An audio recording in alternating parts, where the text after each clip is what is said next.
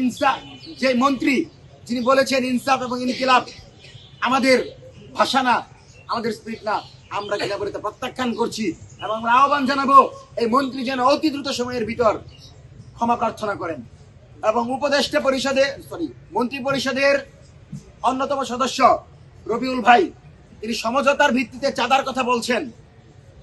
আপনি এখন চিড়িয়াখানার দিকে যান, চাঁদা নিচ্ছে, স্লিপ দিচ্ছে, জিজ্ঞেস করলে সে বিএনপির অমুক দলের নেতা। তাহলে আপনি যদি এখনো চাঁদাবাজকে সমর্থন দেন তাহলে বাংলাদেশের প্রতিটি পথে চাঁদাবাজরা দাঁড়াবে, তারা বলবে মন্ত্রী পরিষদ আমাদেরকে বৈধতা দিচ্ছে। এইরকম তামাশা বন্ধ করতে হবে। যতটুকু বাংলাদেশ সরকার দায়িত্ব নিয়েছে ঠিক ততটুকু দায়িত্ব নিয়ে এতদিন তাদেরকে বসানোর জন্য আমরা পরিশ্রম করেছি। সুতরাং এই সরকারের দায়িত্ব হচ্ছে সবার আগে বাংলাদেশের জনগণের চাওয়াকে পূরণ করা। কোনোভাবেই বাংলাদেশের সমঝোতার ভিত্তিতে, আপোষের ভিত্তিতে চাঁদাবাজি চলবে না। শ্রমিক কল্যাণ, উমুক কল্যাণ, তুমুক কল্যাণ পরিষদের নাম দিয়ে বিভিন্ন জায়গায় চাঁদা তুলবেন, সেই জায়গা দেওয়া হবে না। বাঁশের লাঠি তৈরি করে চাঁদাবাজের কালো হাত ভেঙে দেওয়া হবে। কিন্তু জুলাই পরবর্তী বাংলাদেশে তারেক রহমানের নবগঠিত সরকারের সময় বাংলাদেশে কোনো চাঁদাবাজি করতে দেওয়া হবে না।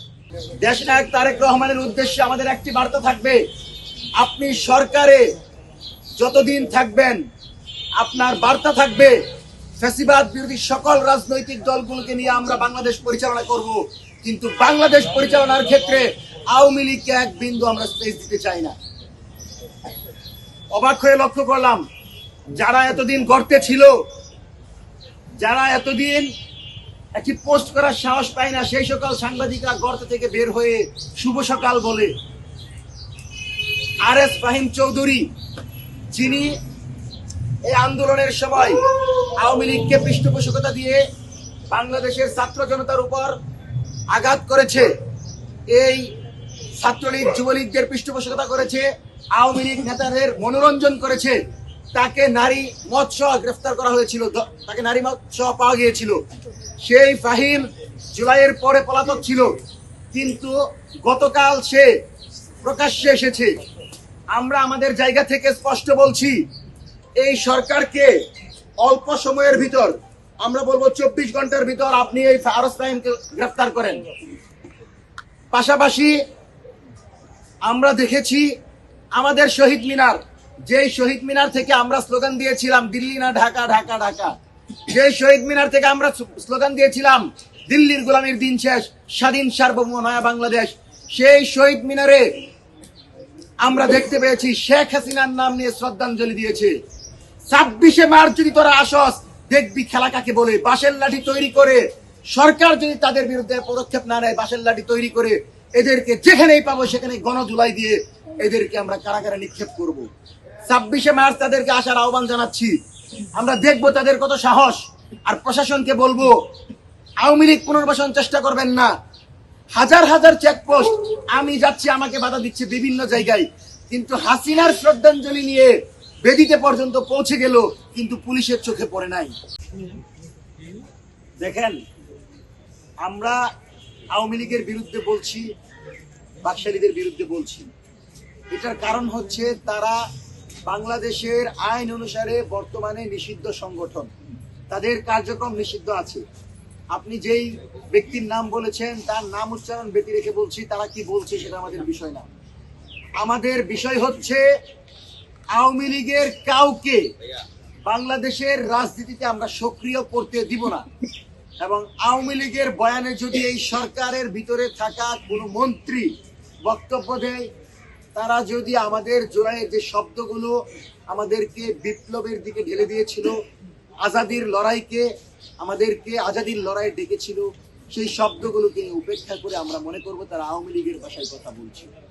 সেজন্য হাসান মাহমুদ কি বলছে সেটা আমার বিষয় না। আমার বিষয় হচ্ছে বাংলাদেশের কোনো রাজনৈতিক দল, সাংস্কৃতিক সংগঠন বা কোনো ব্যক্তি যদি আওয়ামী লীগের পক্ষে, হাসিনার পক্ষে কাজ করতে চায়, তাহলে তাদেরকে নিষিদ্ধ সংগঠন, কার্যক্রম নিষিদ্ধ সংগঠন আওয়ামী লীগের পৃষ্ঠপোষক হিসেবে, সন্ত্রাসী কর্মকাণ্ডের পৃষ্ঠপোষক হিসেবে আইনের আওতায় নিয়ে আসবো। এবং তাদেরকে আমরা প্রতিহত করব। এটারে যদি আপনারা মব বলেন, এটাকে যদি আমরা ভায়োলেন্স বলেন বলতে পারেন, কিন্তু আমার মাটি, মানুষ এবং আমার যে 2000 ভাই বোনদের রক্ত, সেই রক্তের দায় হচ্ছে তাদের বিরুদ্ধে আমাদের প্রতিরোধ করে তোলা। সুতরাং আমরা প্রতিরোধ করব।